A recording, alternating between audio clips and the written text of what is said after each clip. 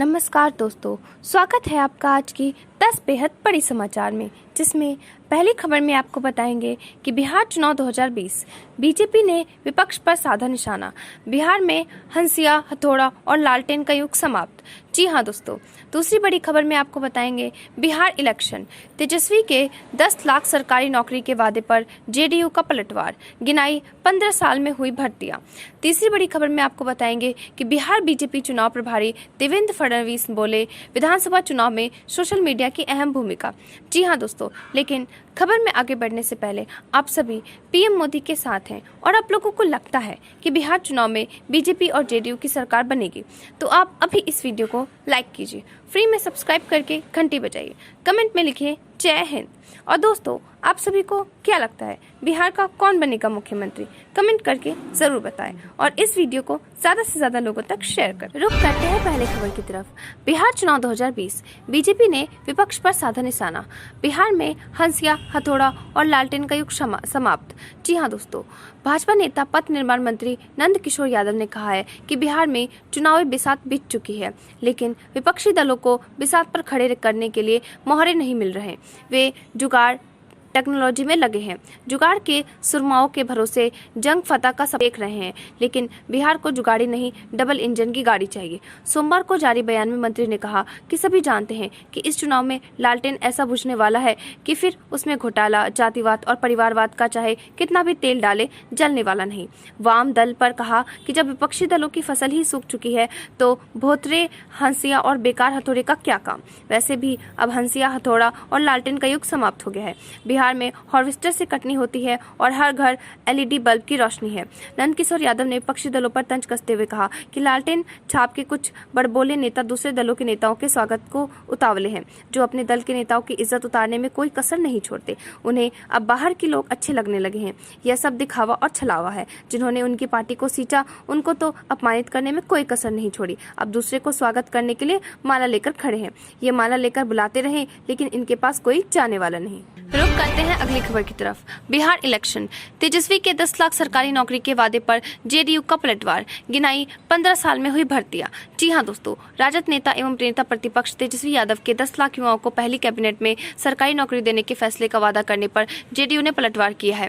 प्रदेश JDU के मुख्य प्रवक्ता संजय सिंह ने पूछा है कि बताएं, 15 साल के राजद शासन में कितने लोगों को नौकरी दी गई। आरोप लगाया कि तेजस्वी यादव अब दिन में ही सपना देखने लगे हैं, सरकार बनेगी तब ना नौकरी देंगे।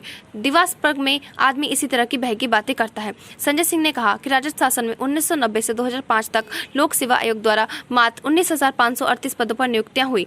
15 साल में 146 पुलिस उपाधीक्षक, 1146 सब इंस्पेक्टर की पहली बहाली की गई, 15 परिचारी और 7,354 सिपाही की बहाली हुई। 1990 से 2005 तक मात्र 35,499 शिक्षकों का नियोजन हुआ था, लेकिन नीतीश सरकार द्वारा 15 साल में 1,53,100 लोगों को सरकारी सेवक की स्थायी नौकरी दी गई, जिसमें पुरुष 95,150 और 36,785 महिलाएं शामिल हैं। बिहार लोक सेवा आयोग में 16,557 नौकरियां दी गई, जिसमें 4,881 प्रक्रियाधीन है। कर्मचारी चयन आयोग में कुल 64,436 लोगों को नौकरियां दी गई, जिसमें 17,810 प्रक्रियाधीन है। तकनीकी सेवा आयोग में 21,946 लोगों को नौकरियां दी गई। बिहार पुलिस अवर सेवा आयोग में 1209 पुरुष और 753 महिलाओं को नौकरी दी गई। केंद्र चयन परिषद सिपाही भर्ती में 35,342 पुरुष और 13,937 महिलाओं को नौकरी दी गई है। अभी 49,279 प्रक्रियाधीन है। 21,161 लोगों को अन्य विभाग और सेवाओं में नौकरी दी गई है। कुल मिलाकर 1,53,100 लोगों को नौकरी दी जा चुकी है, जबकि 61,451 प्रक्रियाधीन है। रुक करते हैं अगली खबर की तरफ। बिहार बीजेपी चुनाव प्रभारी देवेंद्र फडणवीस बोले, विधानसभा चुनाव में सोशल मीडिया की अहम भूमिका। जी हां दोस्तों, महाराष्ट्र के पूर्व सीएम व बिहार भाजपा चुनाव प्रभारी देवेंद्र फडणवीस ने कहा कि इस विधानसभा चुनाव में सोशल मीडिया की भूमिका अहम होने जा रही है, क्योंकि कोरोना काल में इस बार बिहार में चुनाव में हो रहा है। सोशल डिस्टेंसिंग सहित सभी मानकों को पूरा करने के कारण इस बार वर्चुअल रैली ही अधिक होगी। ऐसे में Twitter, Facebook, Instagram, WhatsApp group की भूमिका बढ़ जाएगी। सोमवार को प्रदेश कार्यालय में आईटी एवं सोशल मीडिया की एक दिवसीय प्रशिक्षण कार्यशाला में फडणवीस ने आईटी की विशेषता एवं इसके सदुपयोग पर चर्चा की। कहा कि सोशल मीडिया के माध्यम से आमजन को आकर्षित करने की तरीकों पर ध्यान देना चाहिए। चुनावी मोड में विशेष तौर पर वर्चुअल रैलियों को बूथ स्तर तक पहुंचाने की जरूरत है। स्वास्थ्य मंत्री मंगल पांडे ने कहा कि IT कार्यकर्ताओं की पहुंच भारतीय जनता पार्टी के हर व्यक्ति तक होनी चाहिए। डिजिटल योद्धाओं को चुनाव का ध्यान रखते हुए आह्वान किया कि आप लोगों के कंधे पर पार्टी की अहम तकनीकी जिम्मेवारी है। रुख करते हैं अगली खबर की तरफ। चुनाव जीतने के लिए JDU ने बनाई ये रणनीति, जानिए किस बात होगा पार्टी का फोकस। जी हां दोस्तों, JDU ने चुनाव प्रचार के लिए रणनीति तैयार कर ली है। पार्टी नेताओं के मुताबिक पार्टी के प्रचार कार्य को धार देने के लिए संगठन पर विशेष ध्यान दिया है। इसकी कमान रविवार को JDU के राष्ट्रीय संगठन महासचिव RCP सिंह ने खुद संभाली है। पार्टी के क्षेत्रीय प्रभारियों व सभी प्रकोष्ठों के अध्यक्षों के साथ चुनाव प्रचार की रणनीति पर उन्होंने इसके बारे में बात की। तय हुआ कि JDU राज्य के हर मतदाता तक पहुंचेगा। इसके लिए सोशल मीडिया समेत अन्य तकनीकों का भी इस्तेमाल रोजाना किया जाएगा। 2 सत्रों में हुई इन दोनों अलग अलग बैठकों के दौरान चुनाव आयोग द्वारा चुनाव प्रचार को लेकर जारी दिशा निर्देशों पर भी विस्तृत चर्चा की गई। सांसद RCP सिंह ने पार्टी नेताओं को संबोधित करते हुए कहा कि मुख्यमंत्री नीतीश कुमार के नेतृत्व में बिहार में अनगिनत कार्य हुए हैं। संगठन के सभी साथियों का दायित्व है कि उन कार्यों की चर्चा बूथ स्तर तक हो और घर घर जाकर हो। इस चुनाव में न तो कोई बड़ी सभा होगी न रोड शो होगा। हमें छोटी छोटी बैठकें करनी होगी और कार्यकर्ताओं को घर घर जाकर अपने नेता का काम बताना होगा। हर नागरिक के खाते में विभिन्न मदों में राशि भेजी गई है। हमें नीचे तक इनकी चर्चा करनी है। उन्होंने 7 निश्चय पार्ट 2 के तहत की गई नई घोषणाओं को भी लाभ लोगों तक पहुंचाने को कहा। रुख करते हैं अगली खबर की तरफ। बिहार चुनाव, महागठबंधन में सीटों को लेकर खींचतान जारी। RJD ने कांग्रेस को दिया अल्टीमेटम, कहा 58 सीटें ही मिलेंगी। जी हां दोस्तों, बिहार विधानसभा चुनाव से पहले महागठबंधन में सब कुछ ठीक नहीं चल रहा है। इस गठबंधन के 2 प्रमुख घटक दलों RJD और कांग्रेस के बीच सीटों को लेकर खींचतान का सिलसिला शुरू हो गया है। कांग्रेसी खेमे की ओर से 243 सीटों पर तैयारी संबंधी बयान के बाद RJD ने 2 टूक जवाब दिया है। RJD ने सोमवार को कांग्रेस को 58 विधानसभा और वाल्मीकि नगर लोकसभा सीट से लड़ने का ऑफर दिया। पहले अंदर खाने कांग्रेस के खाते में 65 से 70 सीटें जाने की उम्मीद जताई जा रही थी। इस नई उलझन के बाद अब सीट बंटवारे की घोषणा में भी कुछ विलंब हो सकता है। सोमवार को RJD प्रवक्ता मृत्युंजय तिवारी ने साफ शब्दों में कहा कि कांग्रेस को 58 विधानसभा और 1 वाल्मीकि नगर लोकसभा सीट ही मिलेगी। उनका तर्क था कि कांग्रेस राष्ट्रीय पार्टी है और देश भर में लड़ती है। RJD का बिहार में अधिक सीटों पर लड़ने का स्वाभाविक हक बनता है। उन्होंने यह भी जोड़ा कि NDA में घर के चिराग से ही आग लग गई है। महागठबंधन में सब कुछ ठीक। रुख करते हैं अगली खबर की तरफ। तेजस्वी सूर्या ने कहा, लालटेन युग वाला बिहार अब नहीं, नीतीश के नेतृत्व में फिर बनेगी NDA सरकार।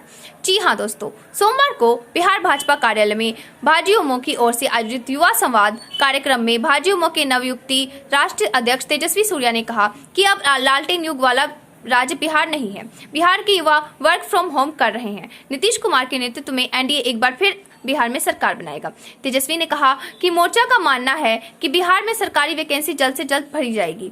बिहार उत्पादन का केंद्र बने, एग्री बिजनेस हो, एग्रो प्रोसेसिंग हो। नालंदा व विक्रमशिला का गौरवशाली वैभव नई तकनीकी शैक्षिक संस्थान के माध्यम से लौटकर आए। दोनों नेताओं ने संवाद में कई युवाओं को सवाल का जवाब भी दिया।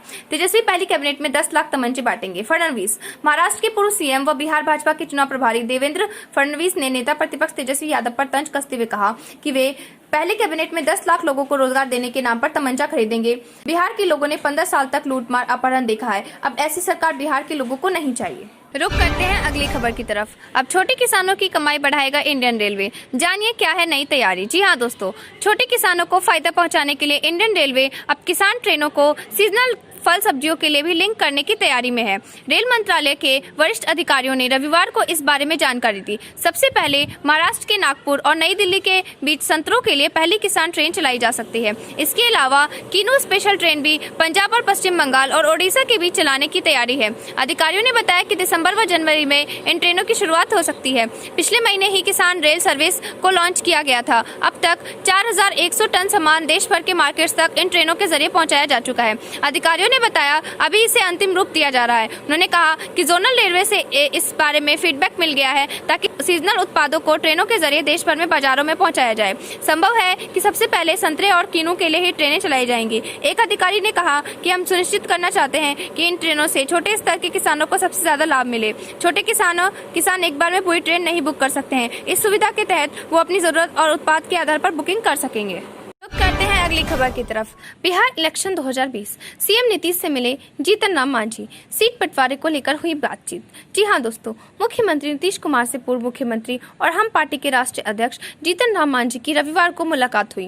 विधानसभा चुनाव की घोषणा के बाद इन दोनों नेताओं की यह पहली मुलाकात थी। दोनों नेताओं के बीच सीट बंटवारे को लेकर बातें हुई, साथ ही हर सीट पर विजय प्राप्त करने को लेकर आगे की रणनीति पर भी चर्चा हुई। नीतीश कुमार से मुलाकात के बाद मांझी ने मीडिया से बातचीत में सीट शेयरिंग पर कहा कि पहले जेडीयू और भाजपा के बीच सीटों का बंटवारा तो होने दीजिए, हम लोगों की जेडीयू से बातचीत हो चुकी है। इस संबंध में हम पार्टी के प्रवक्ता दानिश रिजवान ने बताया कि एनडीए में सब कुछ बेहतर चल रहा है। 1 अक्टूबर तक सीट बंटवारे पर निर्णय ले लिया जाएगा। आप देख रहे थे आपका अपना चैनल। जय हिंद, जय भारत।